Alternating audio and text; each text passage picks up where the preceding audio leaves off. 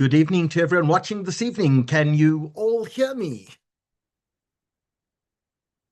I can't see any audience participation, so please can you post something into the chat if you're watching us tonight on Zoom. I just want to make sure that I can see all of the people coming in on chats. I see Raylene Trudomsky has raised her hand, but if you could just post a comment into the chat section, please, I'd be very grateful. And then we can just confirm that everyone is on. We have Joe says, Shalom from Cape Town. Hello. And I love the comment from Peter Uko, who says, I'm chalishing, start already. I could be dead before you start and won't live to 120 or maybe 119. So Raylene says to me, we can hear loud and clear. Raylene, you've been traveling the world. And one of the things that actually we must ask Tzipi tonight is on flying on airplanes, because I know some of the longevity people, if you take Brian Johnson, for example, he'll only do 2 international flights a year because he believes the radiation from flying actually damages him. So we'll definitely ask that question. Julie's in the Greater Kruger area. Julie, I was just in Pilanesberg last week. There's nothing in the world like being in the bush. Where in the Greater Kruger area are you? And invite us, let's come visit you. And Karim is in Cape Town. Joan says, Shalom from Joan. I'm turning 69 on Tuesday. My goodness, she says, crikey, but I think that's absolutely fantastic. Joan, so a huge happy birthday. Invite us to have some cake with you. And Ruth Friedman's in Joburg. Hi there, Diane. Can hear you just fine. And Renee is in Stanford in the Western Cape. And Julie is in Olifantsrivier. Oh, Julie, that's the most special part of the world. Absolutely love it. Debbie Cohn says, hi, I can hear you. And Peter says 119 is enough. 1 year, 1 year, my wife should live in peace. Tzipi Strauss, a big welcome to you this evening. Let's get you off mute. Let's ask you to unmute.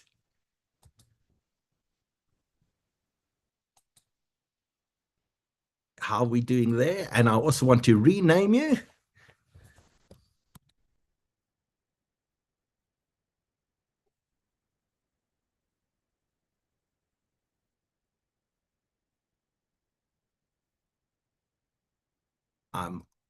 Sing again if we can unmute you. Yes. But you have perfect. Yeah. Hello. Mazal tov. Hello, a big welcome this evening. We have thousands of people who are going to be watching us this evening on YouTube, on Facebook, and on Zoom.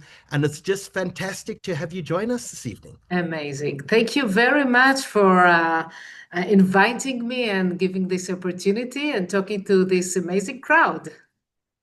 So, you know, we got together, or we got introduced because we have some South Africans on one of your trials. And we're going to start your trials as we go live. Although we have hundreds of people watching us already, we've got about 400 or 500 people who've joined us across channels already. But we're going to officially go live in about 2 minutes' time, and we're going to be talking about those trials. How have the South Africans been? Are they all still alive? Sorry, I didn't hear the last sentence. I say, are the South Africans on your trial all still alive? Oh, yes, and very good, if I might say. Very good. I actually spoke to them today to make sure that they were going to be watching this evening. And they're all very excited to watch you as well on tonight's show. Amazing. I'm very happy. So tell us, where do you join us from? I'm currently at home. Just came back Tel Aviv? From work. Yes, near Tel Aviv. Yeah. Yes. Well, thank you for giving up your evening with the family to spend it with us. But we have Peter Uko, who just said to us that he wants to only live to 119, not 120, because he thinks his wife deserves some peace. He gives her 1 year of freedom. One year of freedom and speech. But we've got people watching us from all over the world this evening. And if I can ask you, please, won't you just put a comment in the chat section, whether you're on Zoom or Facebook or YouTube? We'd love to know where you're watching from. And I see Naomi Hadar says, hi, Tzipi from Naomi. Yes, of course. Love her. And She's my my we my all my love girl Naomi in and Johannesburg. Yes. so you've been a guest of Naomi in Johannesburg before, have you not? Yes, I've been in Johannesburg. Naomi was hosted me, part of Sheba Medical Center, and I gave a talk there and a beautiful evening and in the synagogue, and it was amazing. Naomi and her husband are great. So it And was you'll see that Susan Sher is watching us from a very hot UK. We've got Headley watching us from Dallas. Anki is watching us from Toronto. Debbie is in Johannesburg. We've got Margaret in Cape Town. Philip, where are you watching us from? Just lost my place there. Lorraine is in Vancouver. It's amazing the audience that we attract on all of this, but this is a topic which really affects us all. So the time has just gone 7 p.m. in Johannesburg and Cape Town. It's 8 p.m. in Israel, and a huge welcome to everyone watching us this evening across Zoom, YouTube, and Facebook. Such a great pleasure to have you this evening. We're going to quickly kick off to tell you this is, I think, the 198th webinar brought to you by the South African Jewish Report.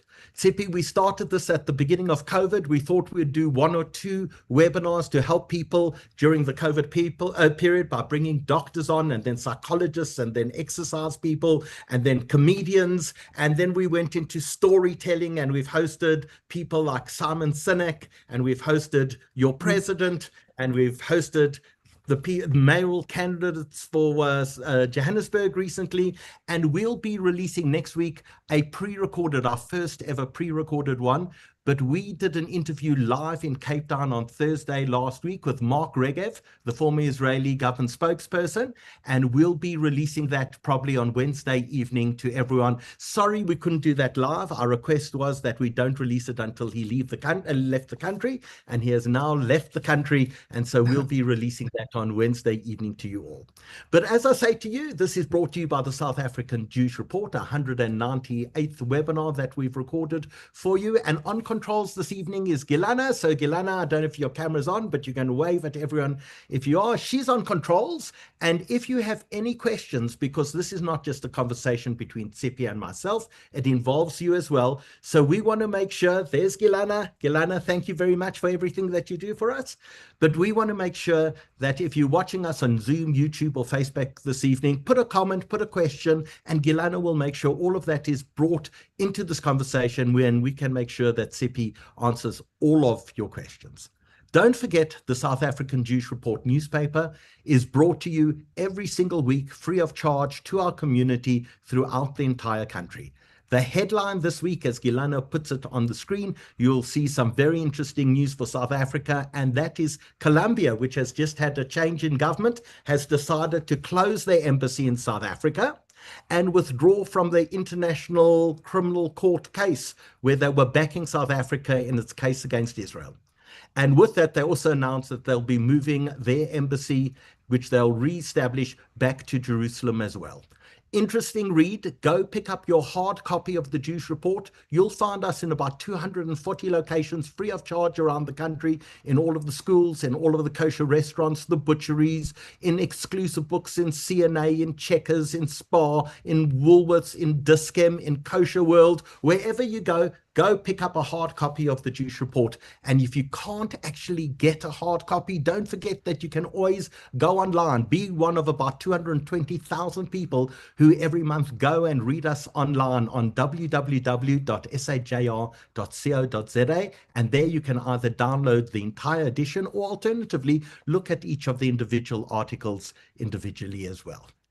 If you would like, we also do 3 digital emails per week, bringing you the latest cutting news from around the Jewish world, around Israel, anything affecting our community in South Africa, and you can subscribe to our newsletter as well. So we'll give you a bit.ly link. It's bit.ly/SAJR inbox. And if you just go there, click on it and register, we'll make sure that 3 times a week, we'll bring you the most cutting edge, up-to-date information directly into your inbox.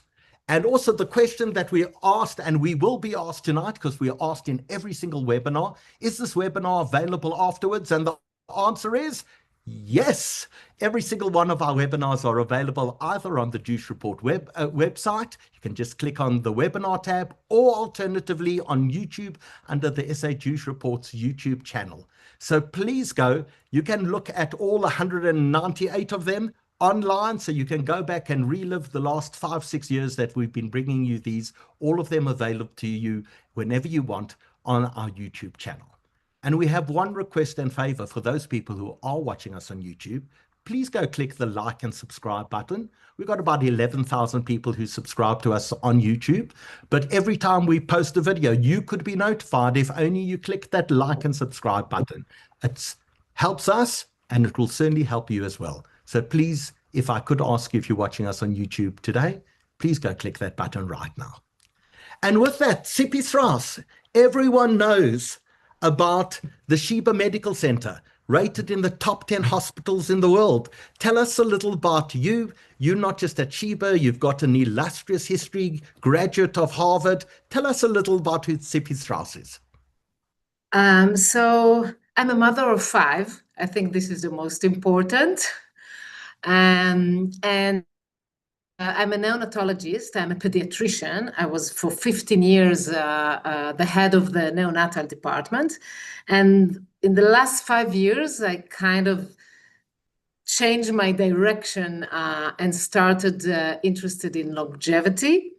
Then 2 years ago, we opened, and I was the founder and the head of the Longevity Center in Sheba, which is actually the first in the world that is in academic hospital. And the last 2 years, we are already started open, doing studies, taking care of people, and trying to bring them to their optimization and to their best health. So we called tonight's webinar Living to 120. Is that something we should all aspire to do? Well, I think aspiration is important, and we always need to aim high. However, we are still not there. But I can tell you, heads up, we have to keep on another 10 years, and then it might be possible. So far, in what we know in medicine, it is not possible actually to live more than, I think 110 will be almost impossible to say that we can do it. However, there is so much acceleration and so much technology and effort that's being done, and a lot of new things that are understanding the process of aging, that I think in the 5, 10, the next decade, if we live on in a good health to be there, I think there will be a lot of changes. But so far, medicine actually knows how. I can promise, this is something that I cannot promise that we can live up more than 120 nowadays at this moment, but I do promise that we can do things to help improve our health span, our quality of life. So the oldest person that we know of lived to 122, but that's definitely an outlier. But I'm reminded of a quote, which is often attributed to in fact Sigmund Freud at the turn of the last century, where they asked him what was the secret to a long, healthy life, and he said, someone to love, something to do, and something to look forward to. Absolutely, I agree with him. Well, I can add a few more, but I think these 3 are actually they are evidence to this. So we know that meaning and community life is very important. Loneliness is one of the epidemic that is now in the United States.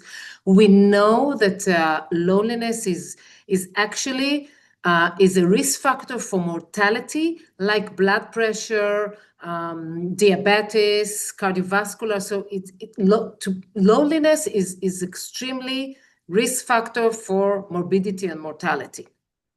So being with someone you love and having meaning and having a community life is one of the things that we can do to improve our longevity. So I agree with Sigmund Freud. So let's actually start in the beginning. What Okay. is aging? What is our understanding of what aging actually is? So actually it started 15 years ago. Hayflick understood that there is a cell, every cell in our body divides during our lifetime 50 times and then die. So this is our end. Like all of our cells, they divide when they arrive to 30, 40, 49, 50, that's it. The cell doesn't live anymore. So this is biology. And then different few years after start scientists to see that in the cell itself, there are all kinds of changes that goes with age. So there is changes in the cell, there's changing inside the cell, in the DNA, in the mitochondria, the protein that reproduce, everything is kind of changing. Telomeres, that there are some ends in the DNA that getting shorter, but different things that in the biology they saw that are happening during time. And then, at the end in medicine and in science, there is one thing. First of all, you need to understand the procedure, the process. You learn how to evaluate it.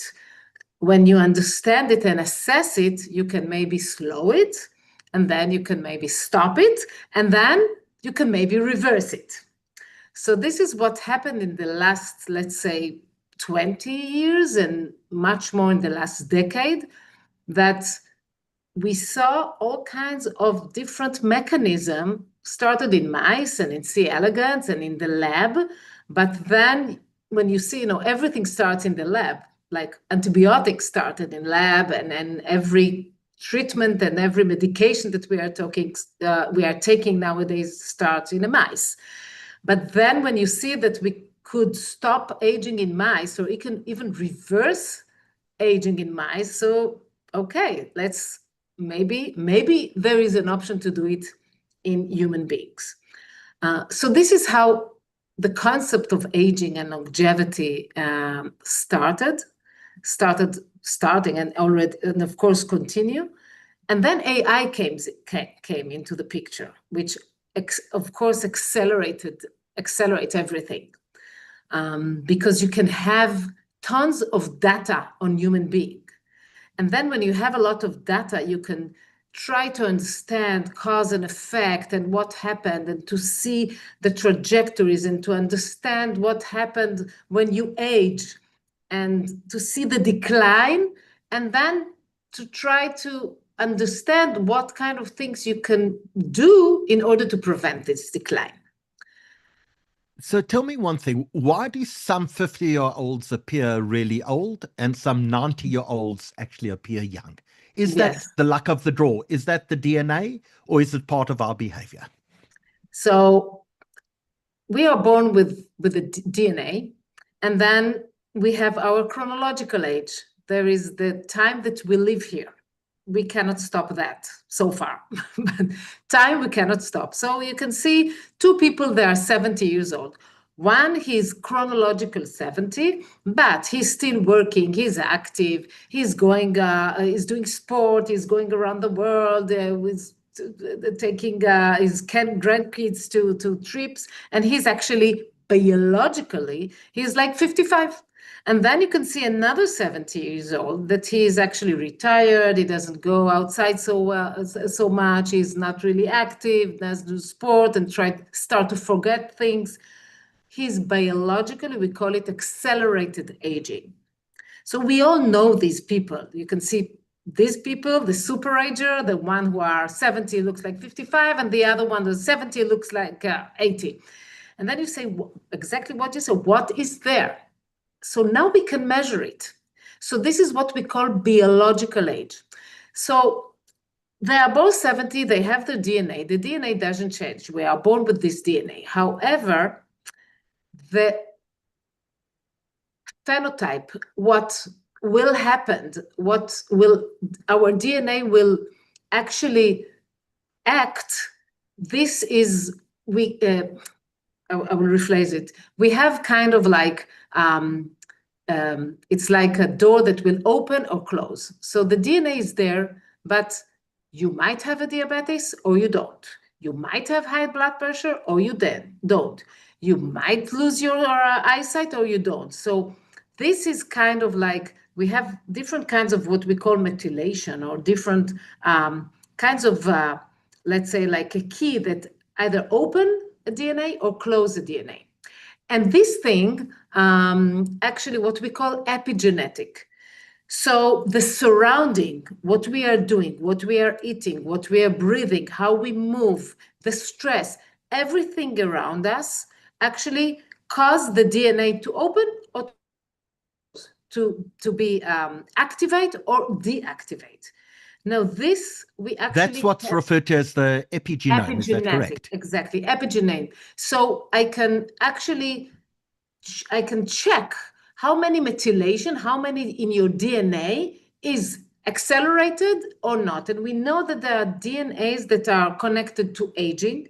So I can tell you, okay, you are accelerated because these are acting, they are activated or they are not. And this actually depends a lot in the environment. And actually it starts when we are born. People always ask me, when longevity starts? When do I have to come to your center? I always say, when you are born. Actually, aging starts when we are born, and even before. Like a mother who has diabetes actually has doing some changes in the DNA of the baby, in the methylation, as we said, the epigenetic, and he has more tendency to have diabetics when he will be older. So the changes are happening all the time, and we can control them. So Ian asked the question, why are so many young people dying in their 50s and 60s? But before we actually asked that question, in the year 1900, the average age that people lived to was 32. So within 120 years, we've more than doubled our lifespan of humans. But is there an unnatural number of people who are dying in their 50s and 60s unexpectedly? Well, first of all, I think the life expectancy in the last, from like in 1950, the lifespan was around 45, 50. And 30 years later, it's 30 years, it's almost 30 years more. Like we are in 50 years, from 1950 until today, we increase our lifespan in 30 years. But it's thanks to vaccination and antibiotics and hygiene and of course, medicine. Dying unexpectedly sometimes it's not correlated usually to aging. Okay, so when we are talking about longevity and aging process, we look at aging as a disease that creates Alzheimer, that creates dementia, that creates cardiovascular and heart attack. The one was the people who died at 40 and 50, it's not from aging disease, okay? It's from sometimes other things. However, as I mentioned before, since aging, or not only aging, but trajectories or the way you will go starts early, we should start to check, and as I call it, this is longevity, and this is a different way of thinking, to check earlier if we have risk assessment, to do some risk assessment, whether we would suddenly have something when we are 50. So this can be prevented. And this is why this is what medicine are moving for, and this is what longevity. It's a frame shift. It's a different mindset, because I'm an ICU doctor. For me, and for 90% of medicine is reactive medicine.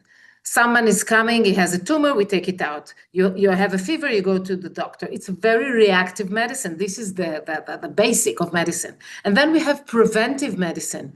So you come, you check yourself once a year. Let's say you come to the doctor, you take some blood check, blood pressure, glucose, everything is fine. You are relieved, and then, okay, see you next year, and you continue to go on with your life. Longevity medicine is a proactive medicine. It's medicine that we, as you mentioned, that you asked before, we don't want to be suddenly at 50 and die. So you have to check before.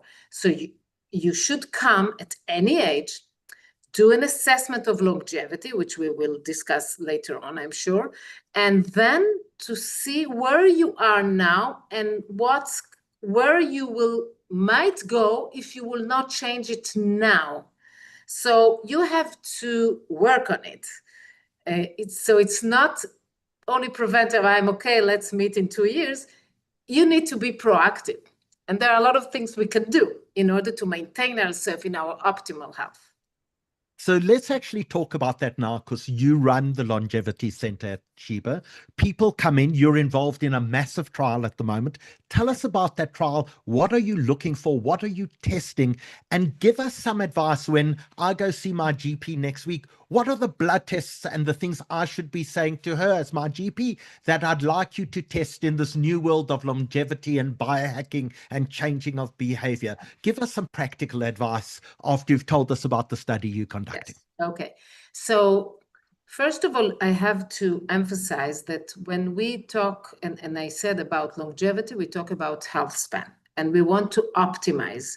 Because, and I give you a small introduction, as we said before, we live very good, actually. I mean, and then there is a decline.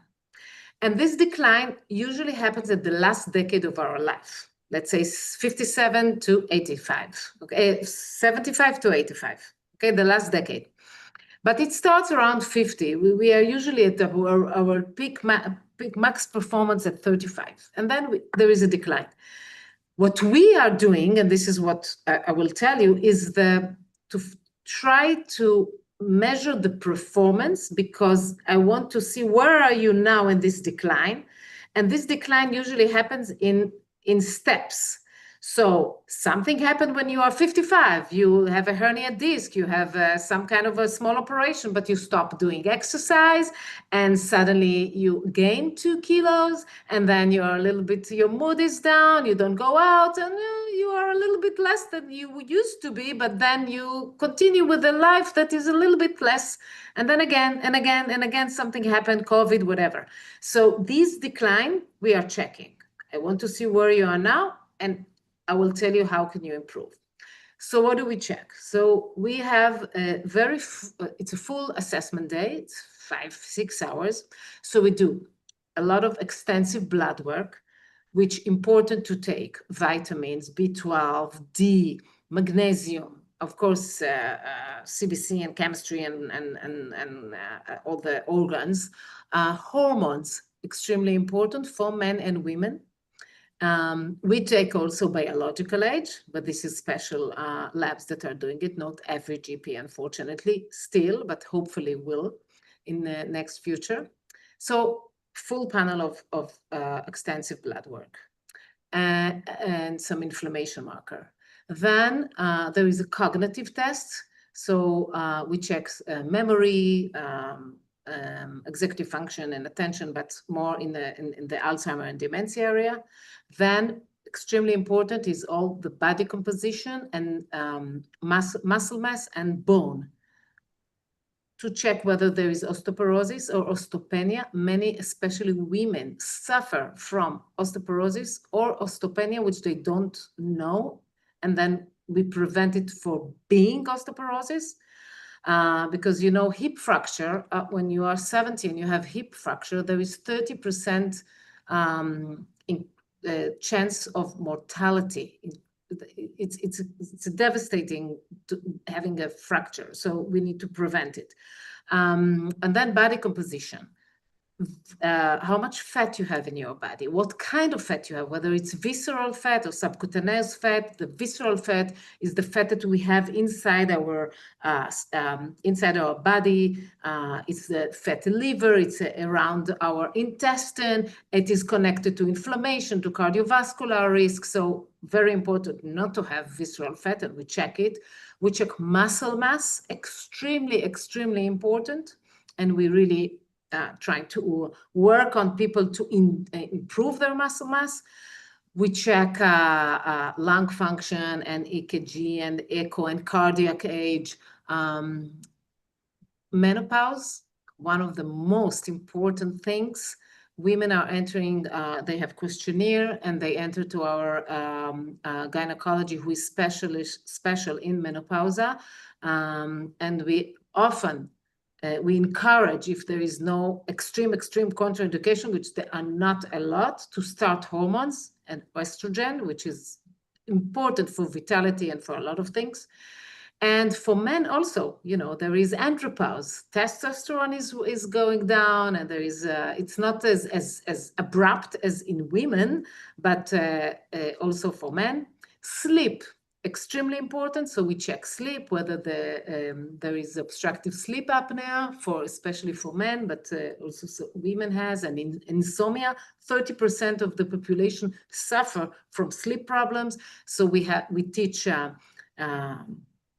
insomnia, how to improve sleep. We have CBTI, which also can help people who have insomnia. We check for anxiety and depression. We ask a lot of questions about, you mentioned loneliness and meaningful and working, and we have also psychology. So, and of course, longevity doctor. So this is a full day of assessment. It's like 5-6 hours, but it's a lot about. How often do you check the patients for these? So we check one time it's a very thorough assessment. And then we have another check, depends on what is the problem. Sometimes after 3 months, after 6 months again. So this is we had a study, we of course ask them to come again after 1 year to see the improvement. But this is for people who are not in the study, they come one time, and then we give them follow for 1 year. Is there anything that you can tell us in your preliminary results where you're seeing significant improvements? Yes. So we didn't finish still our study. We still have, 1,500 people that were enrolled 2 years ago. And they are still coming back, so I don't have the result, but we were curious to see what's going on. So we have some preliminary results that were very interesting. So we have the intervention group and the control group, and we wanted to see what the people who are young in their biological age, who were they? What were they? Why they were young, and what was the correlation that went with young biological age? So first of all, being a woman is younger. So just being a woman, like if you take 2 people, 50 years old, a man and a woman, the man usually overall average will be older in 1 or 2 years, and the woman will be the same age or usually younger in 1 or 2 years. But this is, I always say it is known that we are kind of like stronger. It's also, by the way, in my profession as a neonatologist, when we have preterm babies that are born twins, that they are born 1 kilo, 27 weeks, boy and a girl, the girl has a higher chance for survivor. And if they both survive, she is better neurodevelopmentally. So it is known even when we are children. So, but women were better in their biological age. Low visceral fat, okay, low fat and low visceral fat especially, and I mentioned it before. Visceral fat is connected to, as I told you, for many cardiovascular risk, inflammation, etc. Muscle mass, so people with better muscle mass had better biological age, good physical exercise, sleep. was one of the most important, having a good REM sleep and deep sleep. The deep sleep and the REM, which we have our dreams. So people who slept better had a better biological age. And that was interesting, but balance. Having a good balance was connected to good biological age. And I have to say, every person that is above 60, I always say you have to work and do some balance exercise. This is very important. And one more thing that was correlated was self-rated health questionnaire. Self-rated health questionnaire, we ask everybody. It's a question that you ask a person, how old you think you are and how healthy you think you are. And people who thought that they are younger, biological age, and they felt that they gave themselves a high score in their health, they were biologically younger.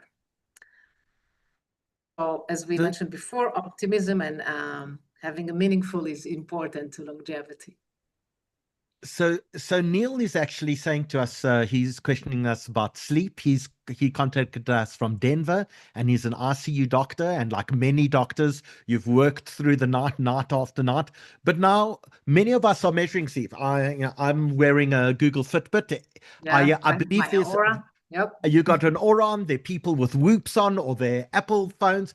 And I believe there's a new disease called autosomnia, where you wake up during the night to check how you're sleeping because you're so worried about, and you can't actually fall asleep because you keep on checking how you. So what is a good night's sleep? Because that's a lot within our control, and we know that sleep hygiene is important, and we will do a webinar soon specifically on sleep. I spent a night in the Sleep Health Center about a month ago to try and improve the quality of my sleep, and I wake up every morning. I can't wait to see what my sleep score is. How much REM should we be having? How much deep sleep should we be having? Give us one or two things that we can do to help improve the sleep quality, because sleep's now considered one of the great indicators of a good and healthy life, because you keep on mentioning health span rather than lifespan. And the idea is we want to live a healthy life until right at the end, and then we want to die fast. And please God, that's in a very long time, but we don't want to go through a period of suffering. It's about the quality of the life that we lead. So talk to us first about sleep. Yes, so actually the recommendation, first of all, is 7 to 8 hours of sleep. And this is even in the cardiovascular, when you have the cardiac association, put their things how to improve cardiovascular, to improve your cardiovascular health. So there is a 150 minutes of exercise in a week, Mediterranean diet and all that. And they actually add sleep 7 to 8 hours as part of improving your cardiovascular health. So sleep is one thing, 7 to 8 hours. We need at night to have. Do you hear me? Because you are. Yes, absolutely. Okay, you were stuck. Sorry. So 7 to 8 hours. Preferably not to sleep on the back. Okay, to sleep on the side. When people sleep on the back, it increases the obstructive sleep apnea. So there is more obstruction, and there is what we call glymphatic flow, which is a flow of a certain important system that goes and clear our brain, and it is better flow when we are on the side. REM and deep sleep, if you are checking yourself, so it needs to be more than 15% of the night, of the hours you slept. This means there was a good quality of life. And when we talk about actually the CBTI, one of the things that is important is not to get anxious about your sleep, because then you don't sleep. So there's a lot of things you can do before and when you sleep. So before, we have to always remember that we want our melatonin. This is our circadian rhythm, and melatonin is very important, and we want it high at night. So first of all, when you wake up in the morning, go outside, have the sun to decrease the melatonin, to have abrupt decrease. Even in the middle of the day, go out and have sun in your eyes to actually depress the melatonin, and then to prevent decreasing the melatonin. So looking at our phone is one of the worst things, because it's decreased the melatonin at night and we want it up. So this is one thing. Caffeine can affect a lot of people, and it stays in the blood. Caffeine stays in the blood for 6 to 8 hours. So if you are suffering from insomnia or problems to sleep, stop having coffee after 1 or 2 o'clock if you sleep at 10. The room should be very cold, like 21 degrees, 23 degrees, not more than that, and dark. Even put something on your eyes, because if there is light, it might cause that you will wake up. No, not alcohol. Actually put us to sleep, but then it can wake us up in the middle of the night. We all know. Also, the reason that we want a cold room, because we have a change in our temperature during the night, and actually at around 3 to 4 o'clock at a.m., kind of there is a rise in our temperature in 0.5 degree, but it causes us to wake up. We all, women especially, when they have their hot flashes and stuff, they're 3 or 4 o'clock, they are bing, open, hello, and then that's it. The night has finished. So try to have a very cold atmosphere, and have not eating heavily before night. Sports, try to do it in the morning, not in the evening. Try to avoid stimulating stuff, and not to eat 4 hours before sleep. So these are the hygiene of sleep that we call it, and this is the association of sleep that they usually talk about, how to hygiene. This is the rules for sleep hygiene. So sleep is one factor. Talk to us about how important, for example, smoking, drinking, exercise, how important are those in longevity? Okay, smoking, no, 0. Don't smoke. Not 1, not 2, not up to 5 a day. Smoking is bad. Point. Nothing to talk about this anymore. No smoking. Alcohol, no alcohol. There was a stage a few years ago where people believed you should have 1 whiskey or 1 glass of wine. No, nowadays, 0 alcohol. Sorry, guys. No red wine at night or with a meal. It's no, alcohol is not good. It's actually accelerate aging, and smoking, of course. And then exercise. Okay. Exercise is one of, life habits. Actually, nowadays, we know that they are the one who influence. If you are 40 and you do some change in your life, and you start exercise and sleep and better nutrition, you can gain 5 to 6 years you add to your life, healthy life, to your health span. And this is evidence, this is data. So change our lifestyle is extremely important, and these are we know it, and there is science and there is studies that show that it actually helps for the health span, and actually maybe delay or help our biological age to be younger.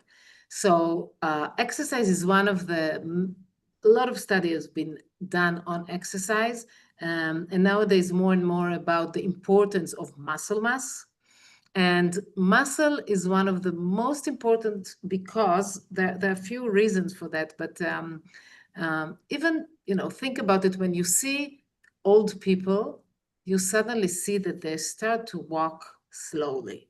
They have no strength to. And there was a study. It was actually a funny study that was published, but it has a lot of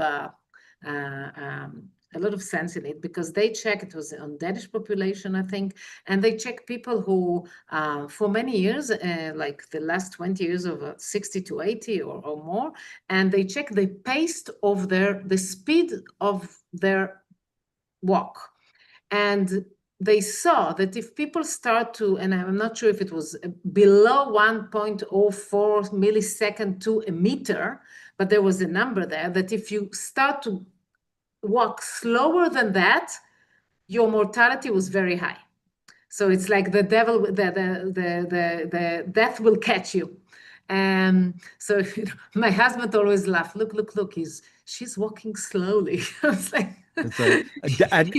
so death is stalking her.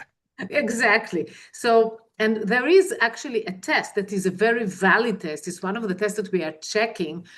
It's a 6-minute walk. So you have to walk a certain distance in 6 minutes, and if you don't get to it, it goes with correlation with morbidity and mortality. So, and this I'm talking about muscle, and this is what we call sarcopenia. Sarcopenia is when you start to have low muscle. And this is when you see old people, they are starting to shrink, we lose the height, and we start to walk slowly. And this is something that we must work on, and we must work on very, very early. When we are 50, our muscle mass, we start to lose our muscle mass from 50 years old, every year, 1 to 2%. So in 10 years when you're 50, and then in 10 years when you're 60, you almost lost 20% of your muscle mass. It's a lot. So you don't only have to work on increasing the muscle mass. First of all, we need to work that we will not lose the muscle mass. So how do we do that? Give us practical advice. Okay, practical is like this. First of all, and I move all the women from, I'm sorry, but yoga, Pilates, walking, swimming, important, good, nice, but add 2 times at least going to the gym to lift weights. There is no other way. We need impact. The muscle and the bones, actually, to prevent osteopenia and osteoporosis, extremely important. Osteoporosis and osteopenia will only improve if you have impact, if you have weights. So we have, and it's a must. And I have to tell you, my mom, she's 90 years old, will be in a few months. She's going twice a week to Holmes Place to doing some exercise and walking every morning. And she started only 5-6 years ago because of me. But it's not too late never to start, and it's extremely important. And when you do resistance, you always have to go to reach to a phase that you scream and hate your coach. Because if you don't get to this difficult last time that you are doing it, you will not gain weight, gain muscle. So you have to do not like this, okay, next. No, you have to really get to the point that you really suffer. This is one thing, and also to have enough protein, because you cannot build muscle without having like the stone to build the building. So you need to have protein, 1 gram per kilo, 1.2, 1.5, depends if you are very, very active, but these 2 are extremely important. And we need to change or to add to yoga and Pilates, which is important for flexibility and stuff like this, but muscle is important. So Stanley has said to us that he's turning 74 this year, and he rides 10 kilometers every day for 35 minutes on his stationary bike, and he plays with the dogs in the garden. But you're saying to him, Stan, go to gym. Absolutely. Go lift up some heavy weights at gym. He has to. Running is not enough, and actually running doesn't build muscle.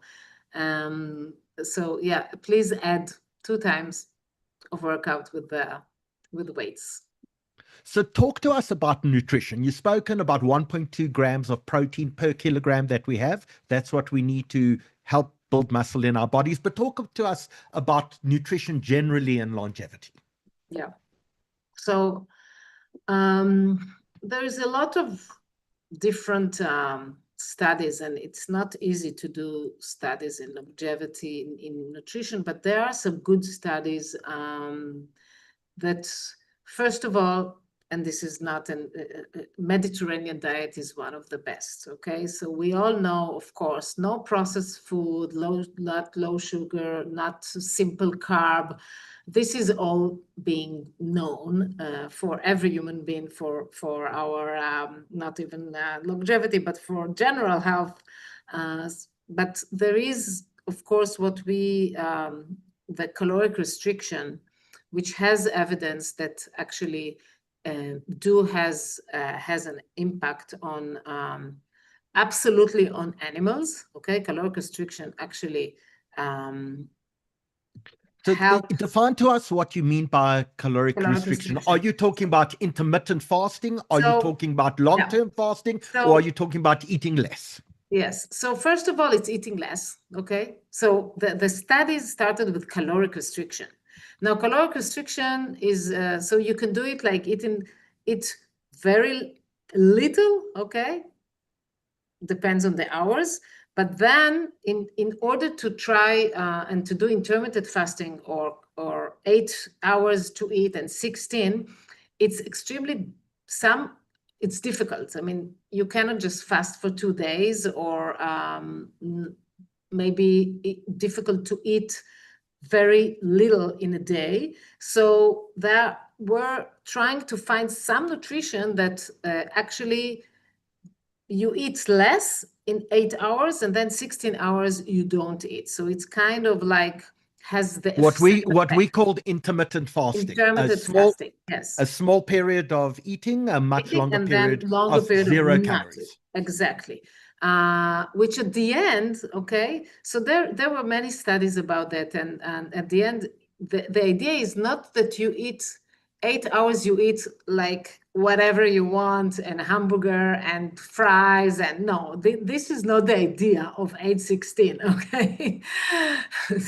So there was a study about that it showed that it wasn't so, but at the end, the people were not, in the 80 hours, they ate like crazy. So this is not the idea. The idea is actually how to eat less. So if you just skip a meal, you eat less calories. So this is the idea. We have to eat less. You have to eat 80% of your plate. You always have to reach for 80% of your saturated, not to be extremely full when you finish a meal. And there are studies showing that it actually increases autophagy. It has some effect on the cell. So define for us autophagy, because we want to get rid of zombie cells in our bodies. So explain that to people. So as I mentioned before, remember we have one single cell, every cell of our body, divide 50 times, and then become like a zombie cell. It's a cell that we call senescence. It's a cell that actually not only is not good for us, but it also secretes it secretes all kind of like inflammation and bad things for us. Toxins and inflammation released. Yes, that we want to get rid of it. And we want to actually to get rid of the senescent cells because they kind of cause us to age in a way. And so if we look about what the name is kind of, we call it hormesis. Hormesis is what we are doing to our systems. It's kind of like you put every system in a small stress, let's call. And this small stress, kind of like in every cell, when the cell feels that there is a little stress, let's say starvation, okay, no food, or any other stress, but short while, okay, short stress gives a boost to the cell. So it's kind of like rejuvenated in a way to the mitochondria, to stuff like that. Autophagy is when the cell kind of like build itself from give itself another boost, let's say. So this is the idea. Getting rid of senescent cells is something else. It's different. It's pharmacology. We don't not get into it, but there are some scientists that are trying to have targeted the senescent cell to get rid of them. It's called senolytics. And other... So we would never give anyone medical advice on the show because they need to go see their doctors. That's where you're not their doctor. It's I'm not not a really doctor out at there. all. It's not really out there. Within animal studies, there are two things which do seem to assist in getting rid of zombie cells. One of which is spermidine, and the other is glycine. We never suggest anyone takes them, but go do your research, because within animal studies, those do seem to have effect. Yeah, absolutely. I mean, they are amazing, and this is what gives us promise to our field, that there are amazing studies in animals that actually show that we can even rejuvenate. We see mice that was with gray hair, and then suddenly he's young again, and his hair become darker again, and amazing stuff. But we are not mice. So still, but the fact that it is working on animals, I'm sure it will be at the end something will work out. There is this study that now, actually the first study that Life Bioscience David Sinclair is doing on first human trial approved by FDA that was actually trying to reverse aging. Well, it's so not we will get onto the Yamanaka factors in a few minutes, and talk about the Sinclair trial. I want to stick to nutrition for a second, because people sometimes say you must be on a Mediterranean diet, or you must be on a carnivore diet. Is, based on the studies that you've seen, is there any one specific diet that actually, besides for the intermittent fasting, the 16-8, is there any one specific diet that seems to help for longevity? So yes, there is a huge study that was by Professor Iris Shai, and what she showed that Mediterranean diet, especially with high polyphenol, so it's a lot of greens and leaves and a lot of things that are having a lot of polyphenols. Actually, they improved a lot in their biological, as in a lot of tests that they were being done. So it's a very, it's a randomized blind control study. She's from Harvard, and she was doing an amazing study that was Professor Shai that showed that. So it was a Mediterranean combined, especially with a lot of greens, that was showing a better effect on. So we are still all the, there is the ketogenic, which we are not for it in longevity, not for a long time. Like you can. So ketogenic is taking out as much carbohydrates from your diet as potentially possible and putting you into a state of ketosis. Yes. However, it's we see in our center also people that become afterwards, because you eat a lot of fat and not also healthy fat, and then increase in cholesterol and LDL like crazy. So ketogenic is good for 2-3 months, but not as a lifelong way of living. At the end, you have to be some kind of balanced. And you have to have fibers, and which is extremely important. And you have to have, fruit and vegetables, and not processed food, and not simple carbohydrate. So this is, I think, until now, still the best nutrition that we can offer, and that it has actually good data on it. So Mark is asking about the impact of semaglutide, the Zempics, the Monjaros, and hopefully the retatrutides in the near future as well. Yes. What impact do we think that will have on longevity? So first of all, I think they do have already now an amazing effect. And there's many studies that show reduction in cardiovascular. First of all, obesity by itself, of course, has a catastrophic effect on all our systems. So having all the GLPs and reducing, of course, the fat is by that improve our health. However, there is now, and we did actually a study that showed what we did is actually microdosing of GLP. So not so just so people understand it, that's the objective is not to lose weight. Exactly. The objective is to get the medical effects on cardiovascular systems and almost resetting your metabolism by taking small little doses of the GLP-1s. Yes. So this is what they talk about now. So there are 4 drugs that we are talking about on what we call repurposed drug for longevity. One of them is GLP-1. We have metformin, biphosphonate, and SGLT2. It's 2 are for diabetics. One is biphosphonate is for osteoporosis, and 3 or 4 actually diabetes. And all of them actually are working on mTOR inhibitors and all kinds of things that we know affect aging.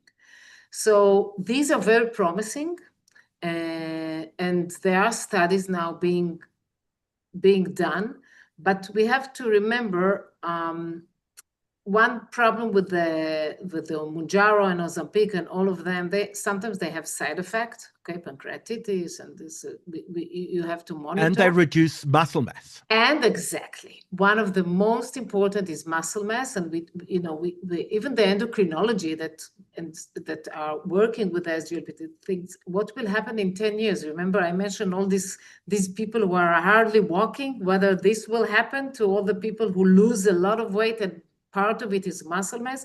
So I always tell to people who are taking GLP-1s,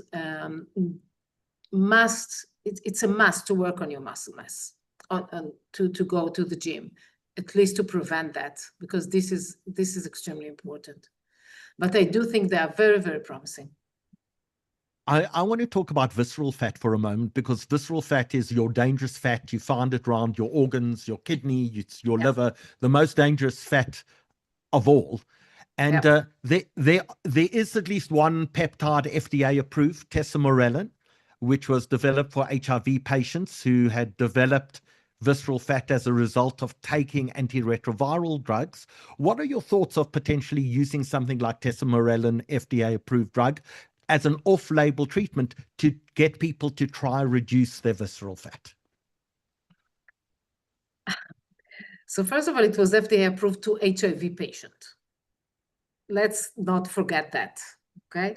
The fact that it was working on them, different people we cannot take taking what we are treating mice and put to us, or treating people for one disease to take it to another indication.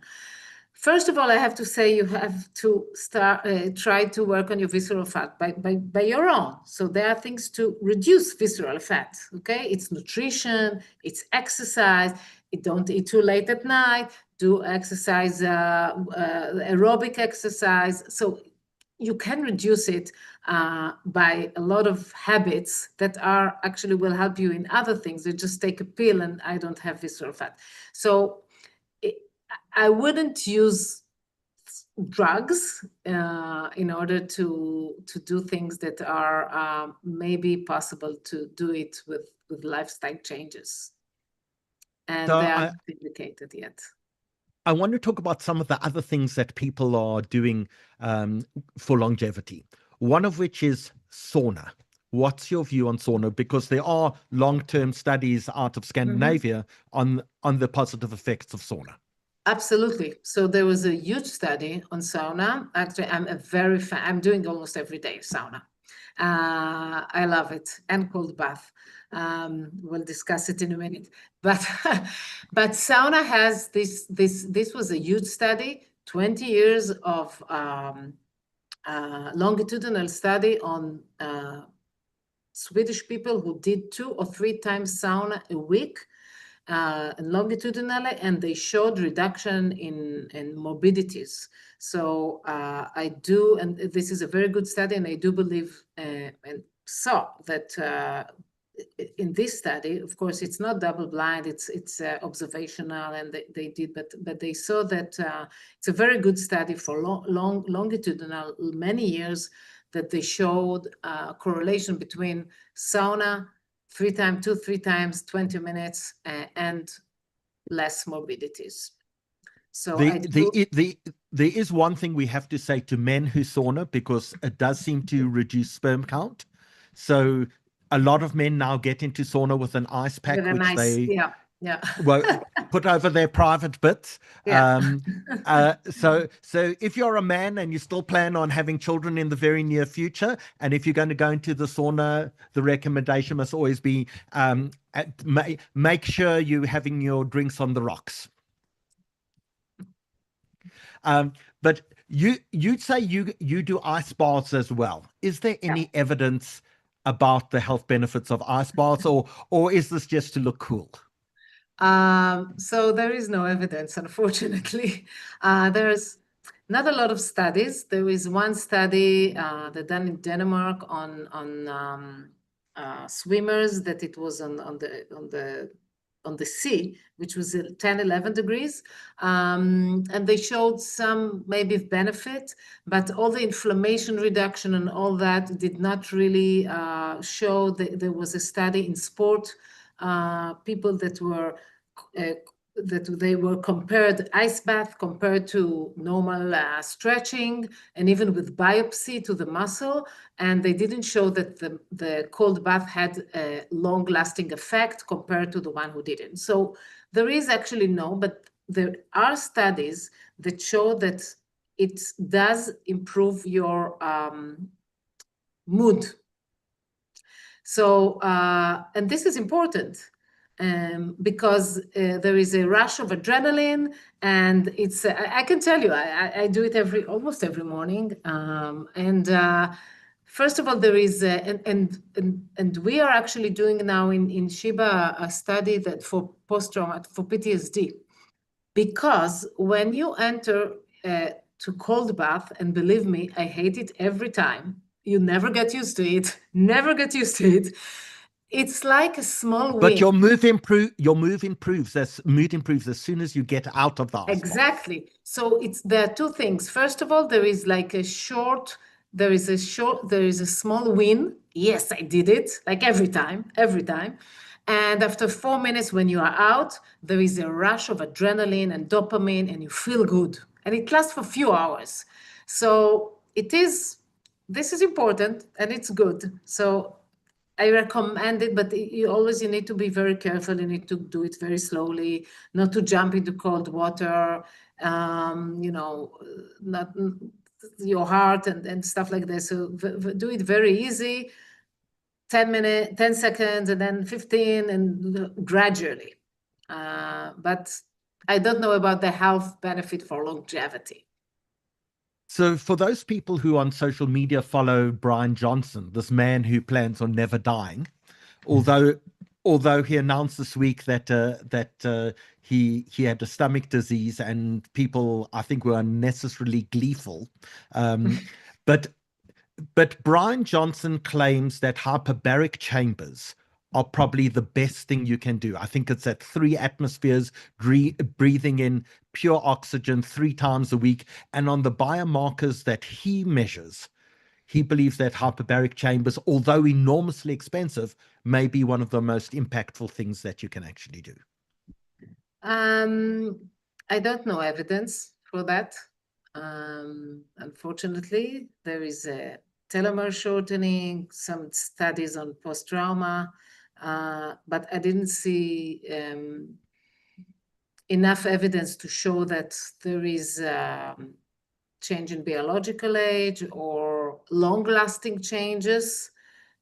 So unfortunately, I hope, there are studies now doing more and more, but I still didn't see the study that showed, okay, that's it, that's the magic pill.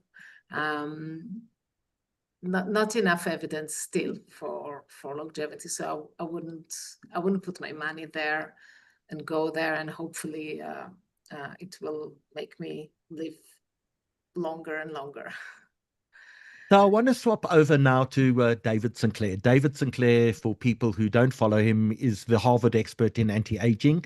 He just got approval this year from the FDA to do the first human trials on reversing aging using something called the Yamanaka factors. There are 4 Yamanaka factors. He's using 3 of them. And he started in June, and he's injecting them into the eyes of people who are suffering from age-related blindness. And his theory, if we can forgive me, I'm the non-medical person here, but I'm going to try explain it, and you'll tell me if I'm wrong. But his theory is that every time your cells divide, it copies your DNA. And there are certain things within your body, certain chemicals within your body that prevent your DNA from making mistakes every time they copy. And one of those things is called NAD. And you can't actually absorb NAD into your body, so you take a precursor. Someone's already posted into the chat that they want to know about NMN, nicotinamide mononucleotide. We'll talk about that in a second. But what his belief is that you can actually reverse the age of cells. Yamanaka, who is this Japanese scientist, won the Nobel Prize for, in fact, being able to take a cell and reverse it back to the state of a stem cell. And in the stuff that they're doing at the moment in the human trials, they don't want to reverse cells back to the state of a stem cell, but they want to reverse it 10 years or 20 years and regain youthful cells. And he believes the most complex organ in the body is the human eye. And if he can prove in the human eye that he can reverse aging in an eye, he can reverse it in anywhere else in the body. Did I get that right? Yes. Yes. I mean, the NAD part was not really, but at the end, this is exactly, as we mentioned, 50 times and then the cell dies. So what he's doing, let's say the cell is in his 40, oops, he take it back, not to the stem cell. That's why, but to the same germ, like to the eye. And actually succeeded to do it, by the way, in mice.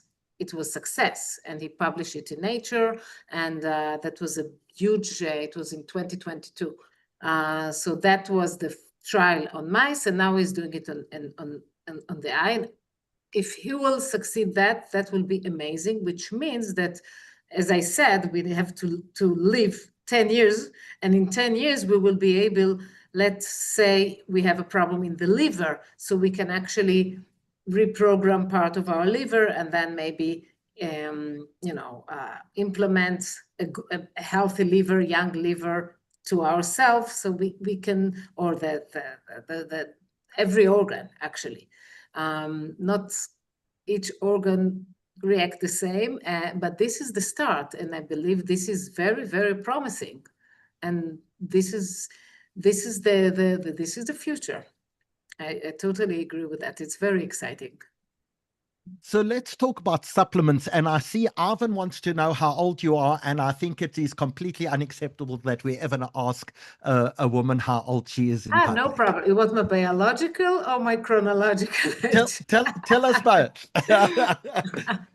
So I'm 55 years old. I'm 55 and my biological age is 4 years younger, which I was very happy to see that, because I actually did it like 2 months ago, because someone asked me and I was like, wow, I didn't do my biological age for a long time. I should check myself here and there. So yes, I'm 4 years younger, which is a lot, by the way. I have to tell you that many people come to my center and they say, we do the biological age, and then they are oh, only 2 years younger, only 3 years younger. They kind of expect that they will be 20 years old. And this is from Instagram and the TikTok and all this bullshit that the people put their hand on the machine and then it's like, oh, I'm 20 years younger. It's not realistic. The average population, as I said before, is 1-2 men, 1-2 years older, women 1-2 years, 3 younger. This is average. So of course there are outliers, but don't expect to be so young. It's not real science. So Tzipi, I want to talk about supplements generally. David Sinclair has something which he says, I can't tell you what you should be taking. I can only tell you what I'm taking and what my father is taking. And I want to run through some of those. The one is NMN, the precursor of NAD. Is that something that you would take? No. No. Okay. I want to tell something about supplements. I always say to also my patient that come, I ask something like this. First of all, will you take blood pressure medication without checking your blood pressure? It's the same. You cannot take some kind of supplement without even checking whether you are deprived of it, okay? So we have, first of all, if you want to take a supplement, you have to see whether you need to supplement it, really. So, of course, we can check B12, we could check vitamin D, we check magnesium. These are extremely important vitamins that are connected also to health issues. B1, B6, zinc, folic. So these are important. You have to check this. And then if you are lack of vitamin D, you should supplement it. Okay. If you are lack of B12 because you are vegan, you should supplement it. If you are lack of magnesium, you should supplement it because they are important. And magnesium will help sleep as well. Yes, magnesium helps to sleep. Yes, it kind of relax your muscle. So there are things that we check the levels, and then I see what there is deficiency you have to take. Now we come to all these kind of supplements. Unfortunately, there is not evidence enough that it's changed some kind of biomarkers in longevity. NAD, most of the things you take actually does not enter your cell. And NAD is a big molecule, especially the IV injection that everybody is taking. It's like going in your urine. So, you know, we always laugh, if you want to have a very expensive urine, buy NMN or NAD or do an IV NAD. They are not proven. And so one more thing about supplement, and there was in one of our conference, Andrea Meyer, she showed her research that she took NMN and NAD it was, and 20 different supplements, okay? I want to remind you, supplements are not regulated. So you can write whatever you want on the supplements. Nobody is really checking what is inside. So she checked. She took 20 different supplements of NAD, and it was written 250 milligram, I think it was. And then the range was from 0, nothing, it was sugar or whatever, to 2,000, which is enormously crazy amount. So no regulation of what is written, okay, and what is really there, how it was preserved, what are the inside things that you might have. There's sometimes copper and iron and all kinds of addition that you never know what you are taking, because nobody is really checking, because there is no regulation on supplements. It's not FDA like drugs. So that's why many of the people who come to our center, I kind of like take out 80% of what they are taking. And I said, no, take it out. What are your thoughts? Kim's asking on creatine, because there seems to be quite a bit of evidence about creatine and brain health. Yes. So creatine is actually, there are studies. So there are supplements that are good. So we are looking, especially in our center, as a center that is in longevity and people are coming with supplements. So we were checking several supplements that has good evidence of double-blind placebo-controlled trials that were checking whether the supplement is good or not and has an effect. So actually creatine has a lot of studies. It's very good for muscle. It helps to have some kind of hypertrophy. It's good for very immediate energy, helps with the ATP. And we actually recommend it for people who are doing physical activity and muscle mass to add creatine. But what dosage? 3 to 5 grams. But you have to make sure that the person has good kidney function. Okay, so I don't like people say, "I'll take creatine." No, I need to see the blood. I need to see the person. I need to see whether you're drinking enough. When you take creatine, you have to drink enough. So it's not like taking a supplement has all kinds of effect. So you have to remember that. And there are studies now talking about creatine 30 grams, like higher dose for cognitive. I'm not sure. I mean, I'm not enough familiar with good studies about that. And I'm saying again, there is an effect on the kidneys. So you have to be careful about these supplements. You know, the one thing that we always say when we cover issues of health is a journey. And you have to have a medical professional who goes on that journey with you. Yeah. You need to be measured. You need to be measured before. You need to have follow-ups. This isn't something that someone can do by themselves. Yeah, absolutely. Absolutely. It's like, Q10.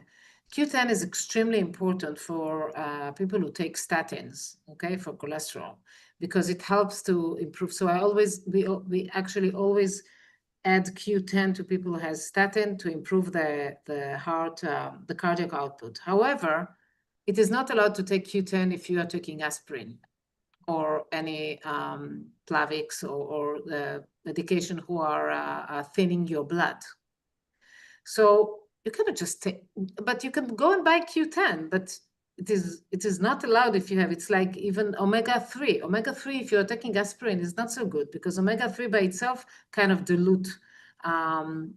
has a dilutional effect on the blood. So supplements can harm. That's the idea. Also, ginkgo biloba is not allowed with people. What's your thought on ashwagandha? I know people are taking it for sleep and things like that. I didn't see any good randomized controlled studies of evidence on ashwagandha, so I don't know what to say about that. But you have to remember about supplement one thing. It's not that it cannot harm. If it will not help, it cannot harm. It can harm. You have to be careful with that. A lot of people are taking omega-3s, and I think doctors have recommended omega-3s over quite a long period of time. But there were some recent studies as well that came out that on brain health that may not be a good thing. So omega-3, first of all, we give omega-3 to people who has high triglyceride. It actually helps a lot to reduce triglyceride, but you need to take like 1 or 2 grams, okay, when you take omega-3. And the basic, and always we say it's better if you are eating fish or you're having enough omega-3 from your food, it's better, it's the best. Now, adding omega-3, so as I said, it has different studies.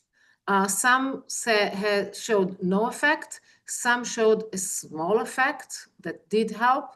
Again, it needs to be 1 or 2 grams, at least 1 gram. It needs to be EPA and DHEA and the amount of 500 grams, like 1-to-1, the ratio.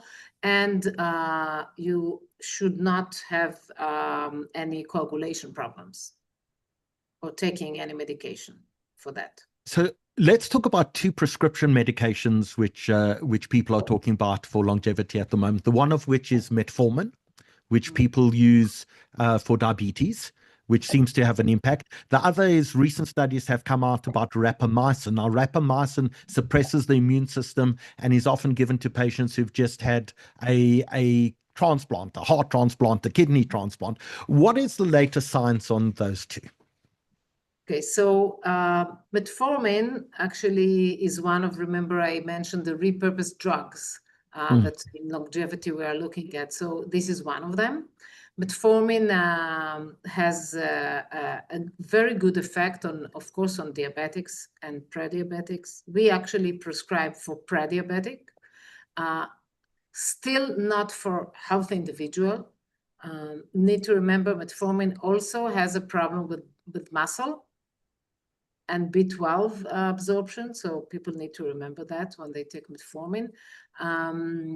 And we also, one of the studies that we had is microdosing of metformin, like not taking the 850 gram, but taking less, which showed might be promising result, but still, it's still under study. The big study, the TAME study that Professor JRLive was talking about, we are all waiting for it, but this will actually giving metformin to healthy individual and see whether it helps a lot. But it is very promising, and there are a lot of data. You know, metformin used to be a drug that's not only for diabetics, but and in the COVID time, they showed that people who were on metformin were actually much better in their results. So it's a very, very promising drugs. We tend to give it for someone who is really starting pre-diabetes, so we like to give it. But hopefully there will be good studies that are for people who are 40 or 50, that they are healthy and might help them. Still no studies about this population, but it's very promising. And rapamycin? So Rapa, there was a study, I forgot the name, that actually did double-blind placebo control on rapamycin, and unfortunately it didn't have good results. We were hoping it will, but it didn't. It's working very well on dogs. This I can, yeah, it's actually extends the life expectancy of dogs. But so still no evidence about rapamycin. It has a lot of good and a lot of physiology and the idea and some studies, but the last one did not really. But that it's still maybe the dosing, maybe things. But it is a promising drug, which I'm sure we will have more studies about that. But still, don't take rapamycin. David's just asked me about nattokinase, but I think we should probably need a cardiologist to answer that question. Nattokinase, there was a Chinese study on reducing arterial plaque using a fermented soybean pill called nattokinase. David Sinclair himself takes it, as does his father. I must admit, so do I. But we'll ask a cardiologist at some point in time about nattokinase.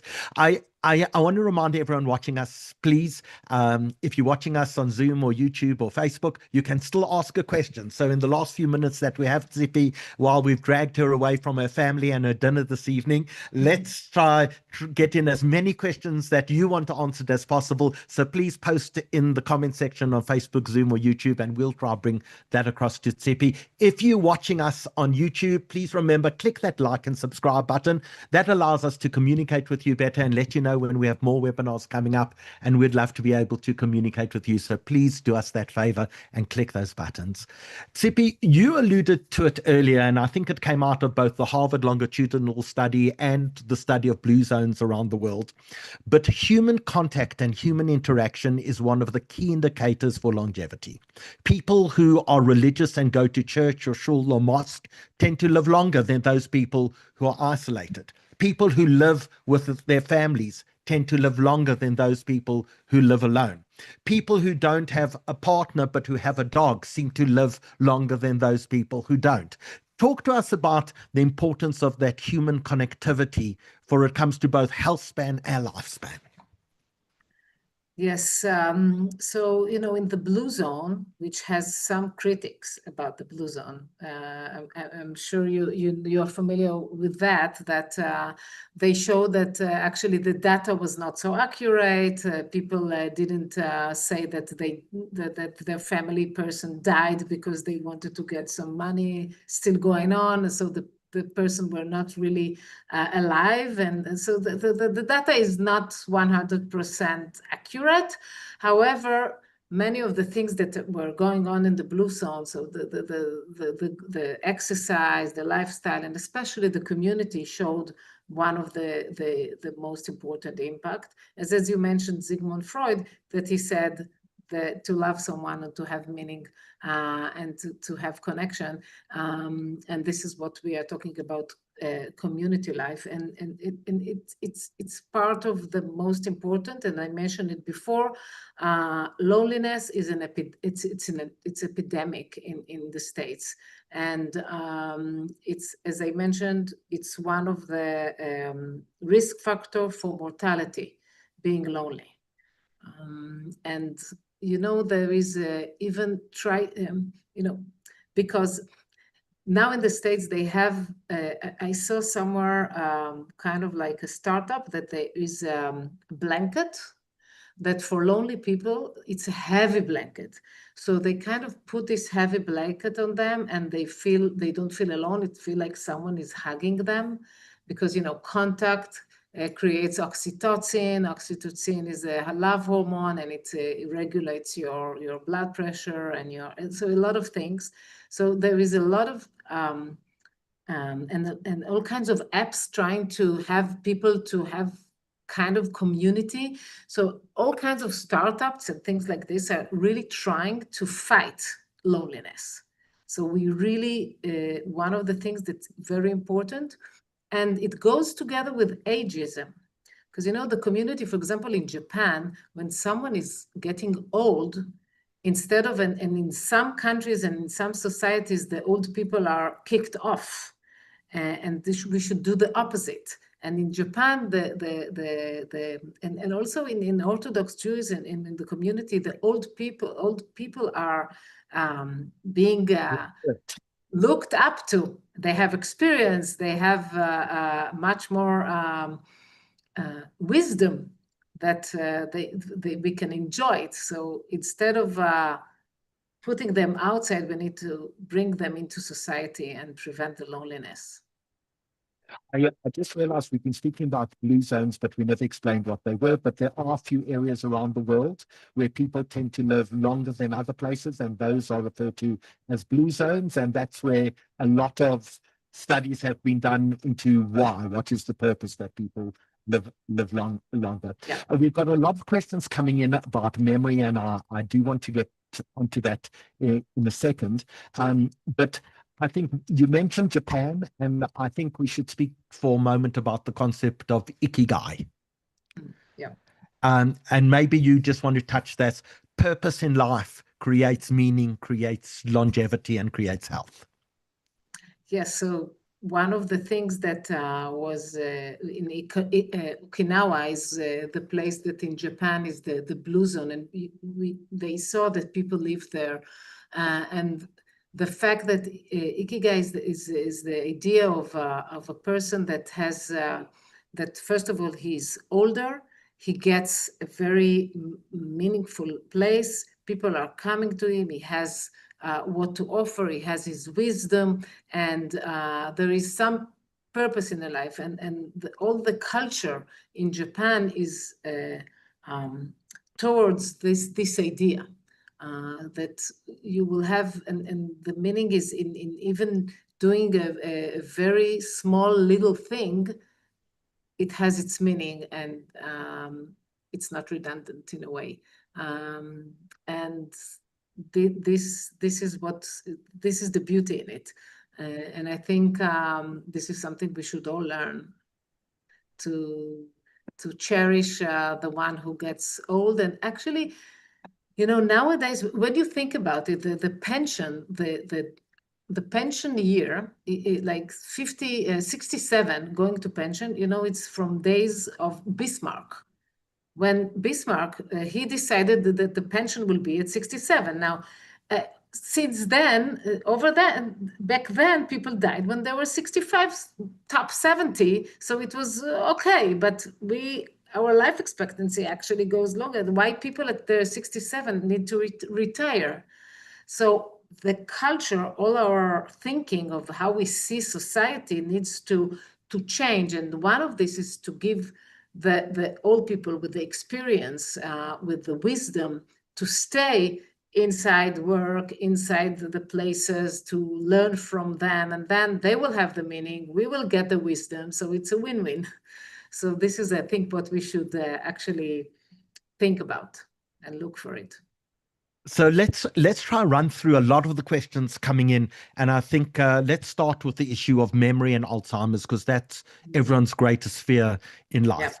Yeah. What is the latest science telling us about this? Can Alzheimer's ultimately be reversed or prevented? So there's a lot of studies actually being done, and there is the most known one is the finger study.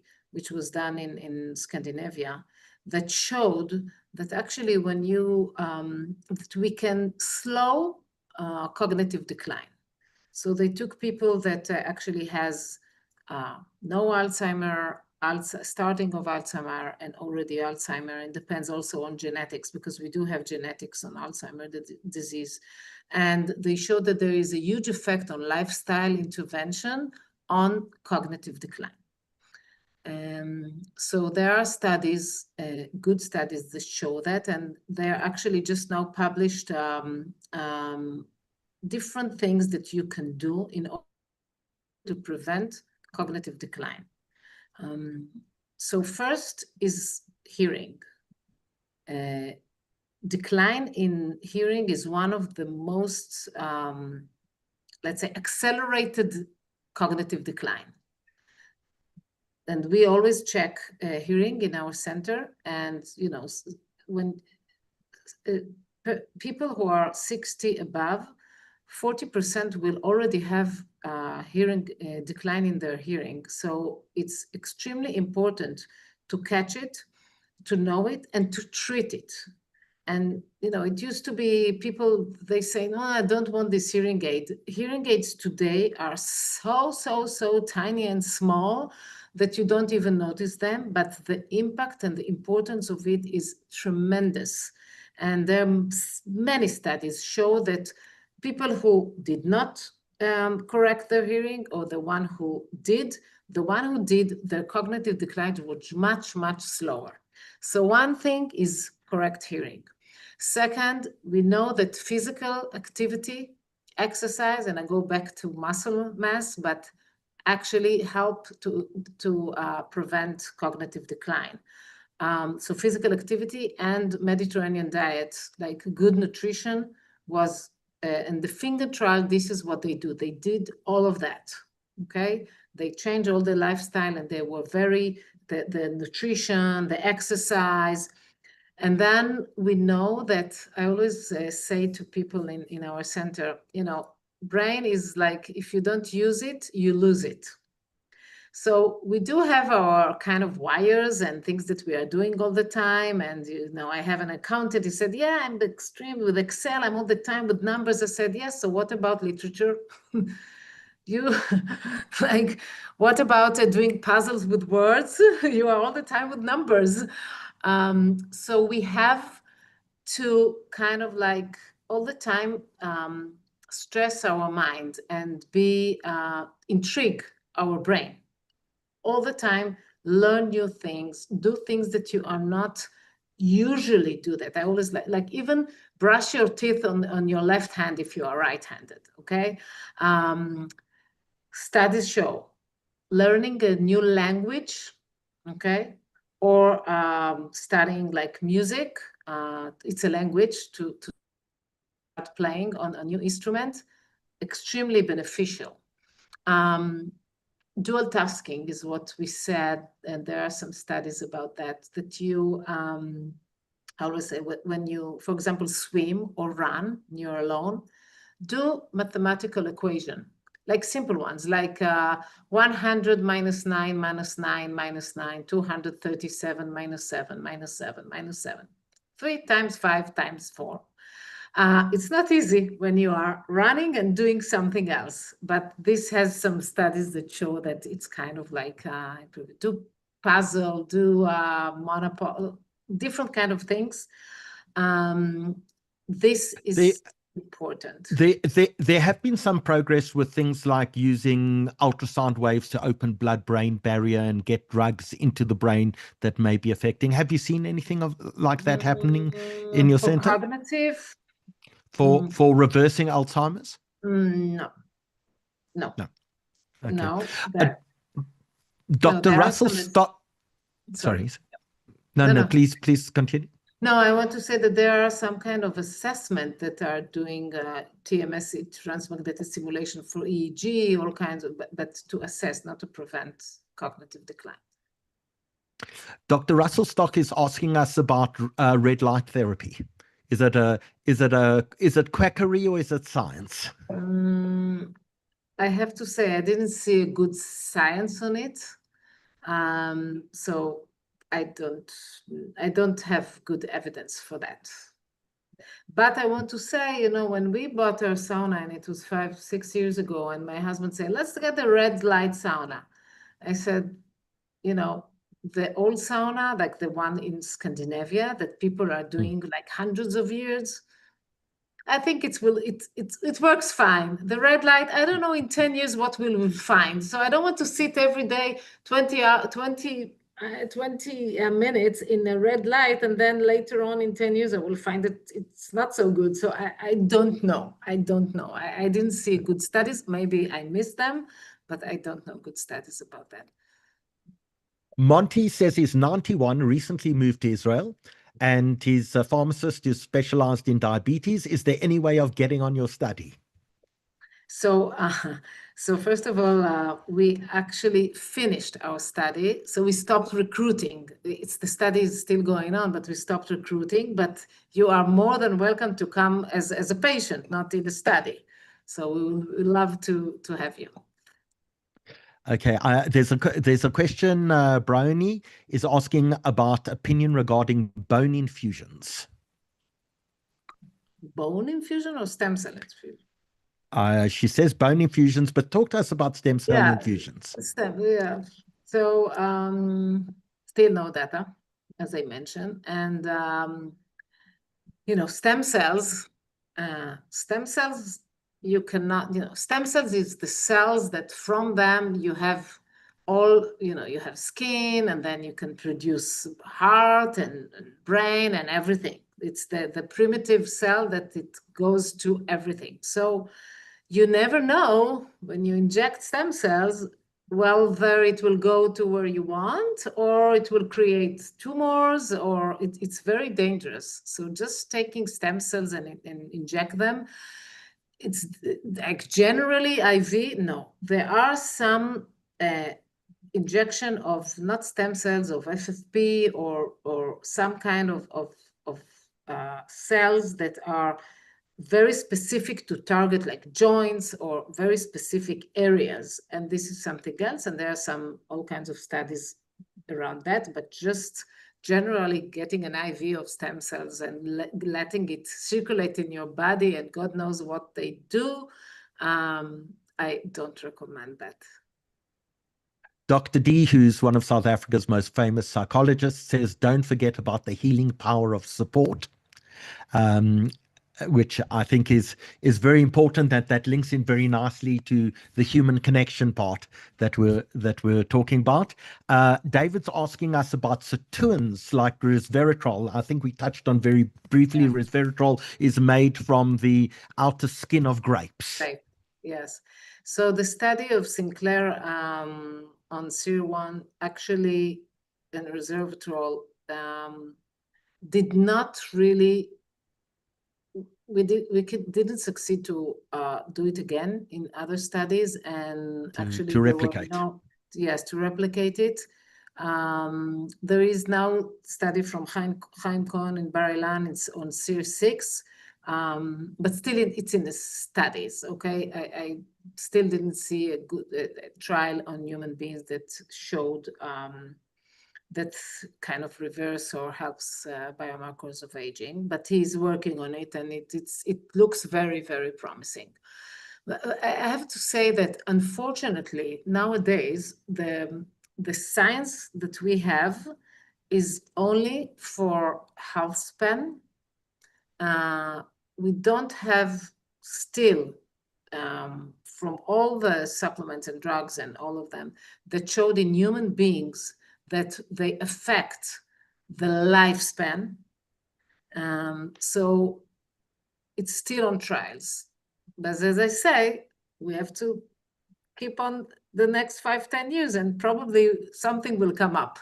But all the sleep and nutrition and all the things that we showed, I can promise another 10 years of quality of life, which is extremely important. And with this, maybe we will have the quality of life, and then we can hopefully extend it in the next future.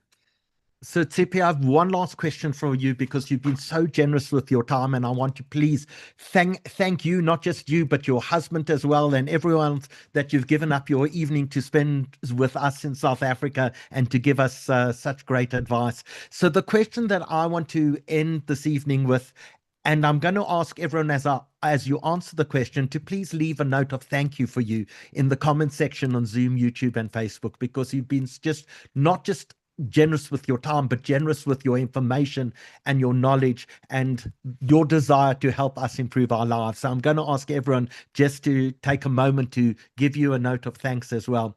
But Tzipi, I want to say, if you can give recommendations of 5 things that we should take away from this, what are the 5 things we should do or do differently? What are the 5 things we should be taking? Just give us 5 things that will change our lifespan and hopefully change our health span as well. So it's health span, and take care of your sleep, as I mentioned. Nutrition, no bullshit carb, a lot of vegetables and fruit, and be a little bit hungry. It's good for you. Physical activity, and especially muscle. We didn't touch it, but women, extremely important. Be aware of menopause symptoms and ask for your doctors for hormones, okay? Don't avoid from yourself hormones, because they are, menopause is accelerated aging process. Community life, meaning social support, extremely important. We actually very much in meditation and breathing is important. We do check that in our center and give advice on that. And be careful of let's say the Instagram and hype that around different things, okay? 80% of research that is, people are saying, research showed, okay? They are observational studies that are not causality, okay? They are probability and not causality. It's I always say to people who don't understand what is probability and causality in a sentence, if you have a car accident, and people say, well, we want to check why there is so many car accidents. So the conclusion was police car are creating car accident, because in every car accident, there is a police. This is not a in classic... South Africa, there's or an ambulance. This is observational study, okay? You see a phenomena and you create the cause and effect, which are not necessarily true. So many of the studies are observational, and then there is kind of like, okay, this is the hypothesis, and it's not right. So be careful of that, and try to really always advise with your doctor, think what you are putting inside you, and make sure that there are good data on it, and so you will not give yourself harm. So this is one of the most important message, I think. Tzipi, our main advice is don't get hit by a bus. Don't jump off a bridge. And if you do, make sure you got a decent bungee rope attached to you. But I think you said at the beginning of this, if we can get through the next 5 years of good health, we'll probably get through quite a bit longer. So I just want to say that it's been such a privilege speaking to you this evening, like the knowledge and the wisdom that you've imparted to people. And I think you can see just all the thanks coming in. But it was so practical and so informative. and added such great value. I want to thank Lawrence and Karen Abramson, who are the people who connected us together. They're part of your study. They are absolutely your biggest fans and enthralled. And they said to me, if there's one person that you have to get on a webinar who can give practical good advice for increasing the quality of our lives, it's Professor Tzipi Strauss. Tzipi, thank you so much for joining us this evening, and thank you to everyone who's watched us this evening. We mentioned at the beginning that our next webinar has actually been pre-recorded already, and we'll release it on Wednesday, and that's with Mark Regev. We're sorry it wasn't live, but we had to make sure he was out of the country before we actually released the webinar. But I think we've shown tonight the enormous value that Israel can add to the quality of lives of every South African. We can't wait to have you back in South Africa. Tzipi, thank you so much for joining us this evening. Thank you and very thank you much. to everyone who's watched us. Thank you. Good night, everyone. Bye-bye.